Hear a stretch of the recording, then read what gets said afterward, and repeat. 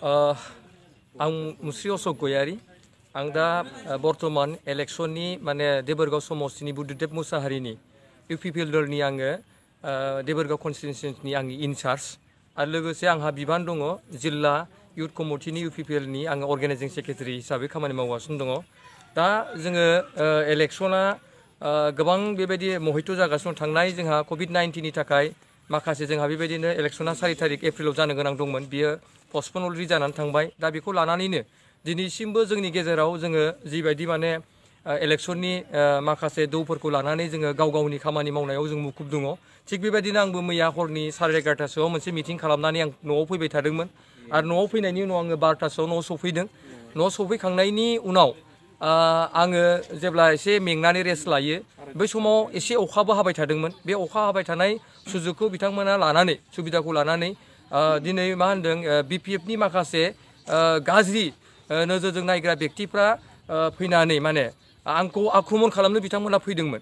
बिथांमोना आंखौ आक्रमन खालामनो फैनायाव बिथांमोना मोनैनि जाहोनाव बिथांमोना आंनि गारिखौ आं जि लांगोनायाव दोनदोंमोन बे लांगोनायाव दोननाय गारिखौ बिथांमोना अन्थाइजों फुरा बुफायनानै गालाङो बेक साइडनि माबाखौ ग्लासखौ।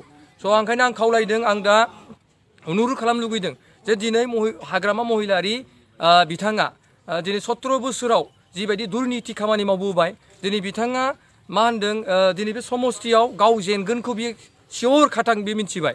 दा बे अबस्थाखौ नायनानै बिथाङा बेबायदिनो गोबां गावनि मानसिफोरखौ बेलाफोरखौ बिथांमोना बेबायदिनो जोंखौ आक्रमन खालामनो थाखाय बिथांमोना माखासे गुन्दा बाहिनी फिनानै दोनदों। दा ओंखायनो आं खावलायदों रिकुवेस्ट खालामदों दिनै आङो मा होनो डिसि आरो एसपिखौ आङो दिनै क'क्राझारनि एसपि आरो डिसिखौ आङो अनुरोध खालामदों जे बिथांमोना इमिडियेटलि एक्सन लानांगौ।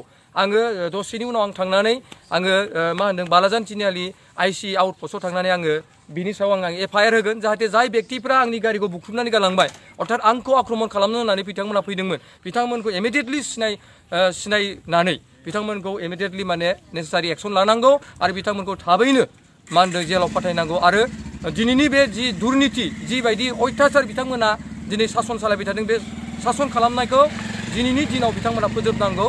आरो दिनै आङो खावलायदों इनचार्ज जानानै देबोरगाव समस्तिनि इनचार्ज जानानै आं बेबायदि बाथ्रा आं बुंनो सानाखैमोन नाथाय आंनि न'खराव आंखौ बेबायदि आक्रमन खालामगोन होननानैबो आं सानाखैमोन। बिथांमोना गोबाव समनिफ्रायनो आंखौ फल' खालामबाय थादों बिथांमोना आंनि गारिखौबो फल' खालामबाय थादों। दा बेबायदिनो बिथांमोना मैयानि हराव सुजुग लानानै बिथांमोना बे घटनाखौ खालामनानै गालांदों। ओंखायनो आं खावलायदों दिनै बे इउपिपिएलआ दिनै मोनसे मा होनदों बिटिसिआव सरकार दानो फैनाया खाथां जानानै फैबाय।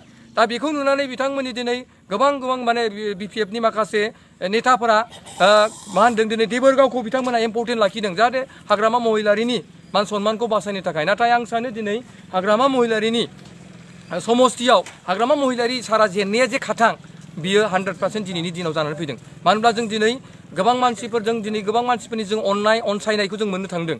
दा ओंखायनो आं खावलायदों जे दिनै जिखिनि घटना जाबाय बे घटनानि सायाव माने थाबैनो पुलिस प्रखाखना फैनानै मा होनदों नायसंनांगौ आरो नायबिजिरनांगौ सोर बेक्तिया बे घटनाजों मा होनदों सोमोन्दो दं आरो बे बेक्तिफोरखौ थाबैनो हमनानै मा होनदों जेलाव लांनांगौ होननानै आङो दाबि खालामो।